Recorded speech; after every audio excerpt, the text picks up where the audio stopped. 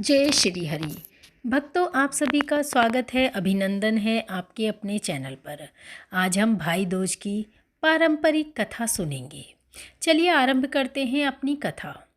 एक बुढ़िया थी, उसके 7 बेटे और एक बेटी थी। बेटी की शादी हो चुकी थी। जब भी उसके बेटे की शादी होती, फेरों के समय एक नाग आता और उसके बेटे को डस लेता था। बेटा वहीं ख़त्म हो जाता और बहू विधवा हो जाती। इस तरह उसके 6 बेटे मर गए। 7वें की शादी होनी बाकी थी। इस तरह अपने बेटों के मर जाने से दुख से बुढ़िया रो रो कर अंधी हो गई थी। भाई दूज आने को हुई तो भाई ने कहा कि मैं बहन से तिलक कराने जाऊंगा। माँ ने कहा ठीक है। उधर जब बहन को पता चला कि उसका भाई आ रहा है तो वह खुशी से पागल होकर पड़ोसन के गई और पूछने लगी कि जब बहुत प्यारा भाई घर आए तो क्या बनाना चाहिए। पड़ोसन उसकी खुशी को देखकर जल भुन गई और कह दिया कि दूध से रसोई लेप, घी में चावल पका। बहन ने ऐसा ही किया।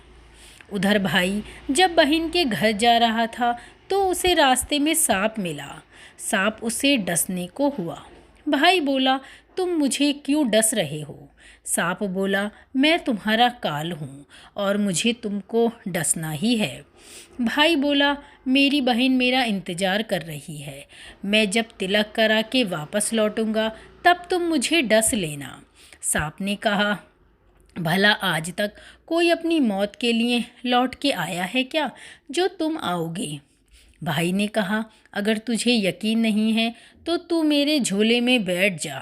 जब मैं अपनी बहन के तिलक कर लूँगा तो तू मुझे डस लेना। सांप ने ऐसा ही किया। भाई बहन के घर पहुंच गया। दोनों बड़े खुश हुए। भाई बोला, बहन जल्दी से खाना दे, बड़ी भूख लगी है। बहन क्या करे, न तो दूध की रसोई सूखे न ही घी में चावल पके। भाई ने पूछा, बहन इतनी देर क्यों लग रही है, तू क्या पका रही है? तब बहन ने बताया कि ऐसे ऐसे किया है मैंने। भाई बोला, पगली कहीं घी में चावल पके हैं या दूध से कोई रसोई लीपता है? गोबर से रसोई लीप, दूध में चावल पका। बहन ने ऐसा ही किया। खाना खाकर भाई को बहुत जोर की नींद आने लगी। इतने में बहन के बच्चे आ गए। बोले, मामा हमारे लिए क्या लाए हैं? भाई बोला, मैं तो कुछ भी नहीं लाया।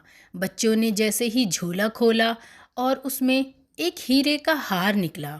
बहन ने कहा, भैया तूने बताया नहीं कि तू मेरे लिए इतना सुंदर हार लाए हो। भाई बोला, बहना तुझे पसंद है तो तू ले ले, मैं भला हार का क्या करूँगा। अगले दिन भाई बोला, अब मुझे जाना चाहिए, मेरे लिए खाना रख दे। बहन ने उसके लिए लड्डू बनाकर एक डिब्बे में रख कर दे दिए। भाई कुछ दूर जाकर थक कर एक पेड़ के नीचे सो गया। उधर बहन ने जब भूख लगी तो माँ से कहा कि माँ हमें खाना दे दो। माँ ने कहा, खाने में अभी देर है। तो बच्चे बोले, मामा को जो रखा है वही दे दो। वह बोली कि लड्डू बनाने के लिए बाजरा पीसा था, वही बचा पड़ा है, चक्की में जाकर ले लो और खा लो। बच्चों ने देखा कि चक्की में तो सांप की हड्डियाँ पड़ी हैं। यही बात माँ को आकर बताई तो वह बावली सी होकर भाई के पीछे भागी। रास्ते भर लोगों से पूछती कि किसी ने मेरा गैल बाटोई देखा, किसी ने मेरा बाबड़ा सा भाई देखा। तब एक ने बताया कि कोई लेटा तो है पेड़ के नीचे, देख ले, वही तो कहीं तेरा भाई नहीं है। वह भागी भागी पेड़ के नीचे पहुंची, अपने भाई को नींद से उठाया। भैया कहीं तूने लड्डू तो ना खा लिए? भाई बोला, ये ले तेरे लड्डू। नहीं खाए मैंने। ले, दे के लड्डू ही तो दिए थे। उसके भी पीछे पीछे आ गई। बहन बोली, नहीं भाई तू झूठ बोल रहा है, ज़रूर तूने खाया है, अब तो मैं तेरे साथ चलूँगी। भाई बोला, तू ना मान रही तो फिर चल। चलते चलते बहन को प्यास लगी। वह भाई को कहती है कि मुझे पानी पीना है।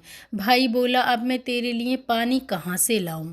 देख दूर कहीं चील उड़ रही है, जा वहाँ शायद तुझे पानी मिल जाए। तब बहन वहाँ गई और पानी पीकर जब लौट रही थी तो रास्ते में देखती है कि एक जगह ज़मीन में 6 शिलाएं गड़ी हैं और एक बिना घड़े ही रखी हुई है। उसने एक बुढ़िया से पूछा कि ये 6 शिलाएं कैसी हैं? तब उस बुढ़िया ने बताया कि एक बुढ़िया है, उसके 7 बेटे थे। 6 बेटे तो शादी के मंडप में ही मर चुके हैं, तो उनके नाम की ये शिलाएं जमीन में गड़ी हैं। अभी 7वें की शादी होनी बाकी है। जब उसकी शादी होगी तो वह भी मंडप में ही मर जाएगा। तब यह 7वीं शिला भी जमीन में गड़ जाएगी। यह सुनकर बहन समझ गई कि ये शिलाएं किसी और की नहीं बल्कि उसके भाइयों के नाम की हैं। उसने उस बुढ़िया से अपने 7वें भाई को बचाने का उपाय पूछा। बुढ़िया ने उसे सब बता दिया कि वह अपने 7वें भाई को कैसे बचा सकती है। वह सब जानकर अपने बाल खुले करके पागलों की तरह अपने भाई को गाली देती हुई चली। भाई के पास आकर बोली, तू जलेगा कुटेगा मरेगा। भाई उसके ऐसे व्यवहार को देखकर चौंक गया, पर उसे कुछ समझ में नहीं आया। इसी तरह दोनों भाई बहन माँ के घर पहुँचे। थोड़े समय के बाद भाई के लिए सगाई आने लगी। उसकी शादी तय हो गई। जब भाई को सेहरा पहनाने लगे तो वह बोली, इसको क्यों सेहरा बंधेगा? सेहरा तो मैं पहनूंगी, ये तो जलेगा मरेगा। सब लोगों ने परेशान होकर सेहरा बहन को दे दिया। बहन ने देखा उसमें कलगी की जगह सांप का बच्चा था। बहन ने उसे निकाल के फेंक दिया। अब जब भाई घोड़ी पर चढ़ने लगा तो बहन फिर बोली, ये घोड़ी पर क्यों चढ़ेगा? घोड़ी पर तो मैं ही बैठूंगी, ये तो जलेगा मरेगा, इसकी लाश को चील कोए खाएंगे। सब लोग बहुत परेशान। सबने उसे घोड़ी पर भी चढ़ने दिया। अब जब बारात चलने लगी तब बहन बोली, ये क्यों दरवाजे से निकलेगा? ये तो पीछे के रास्ते से जाएगा। दरवाजे से तो मैं निकलूंगी। जब वह दरवाजे के नीचे से जा रही थी तो दरवाज़ा अचानक गिरने लगा। बहन ने एक ईंट उठाकर अपनी चुंदरी में रख ली। दरवाज़ा वहीं की वहीं रुक गया। सब लोगों को बड़ा ही अचंभा हुआ। रास्ते में एक जगह बारात रुकी तो भाई को पीपल के पेड़ के नीचे उसने खड़ा कर दिया। बहन कहने लगी, ये क्यों छाँव में खड़ा होगा? ये तो धूप में खड़ा होगा। छाँव में तो मैं खड़ी होंगी। जैसे ही वह पेड़ के नीचे खड़ी हुई, पेड़ गिरने लगा। बहन ने एक पत्ता तोड़कर अपनी चुंदरी में रख लिया। पेड़ वहीं रुक गया। अब तो सबको विश्वास हो गया कि ये बावली कोई जादू टोना सीख कर आई है, जो बार बार अपने भाई की रक्षा कर रही है। ऐसे करते करते फेरों का समय आ गया। जब दुल्हन आई तो उसने दुल्हन के कान में कहा, अब तक तो मैंने तेरे पति को बचा लिया, अब तू ही अपने पति को और साथ ही अपने मरे हुए जेठों को बचा सकती है। फेरों के समय एक नाग आया। वो जैसे ही दूल्हे को डसने को हुआ, दुल्हन ने उसे एक लोटे में भर के ऊपर से प्लेट से बंद कर दिया।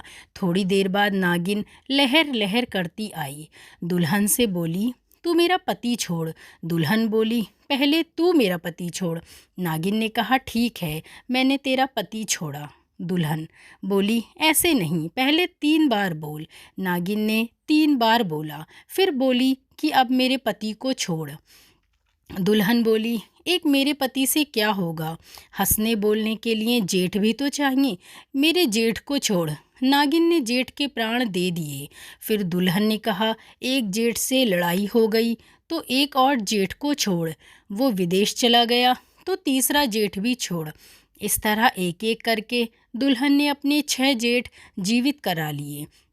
उधर बुढ़िया का रो रो कर बुरा हाल था कि अब तो मेरा 7वां बेटा भी बाकी बेटों की तरह मर जाएगा। गांव वालों ने उसे बताया कि उसके 7 बेटा और बहुएं आ रही हैं।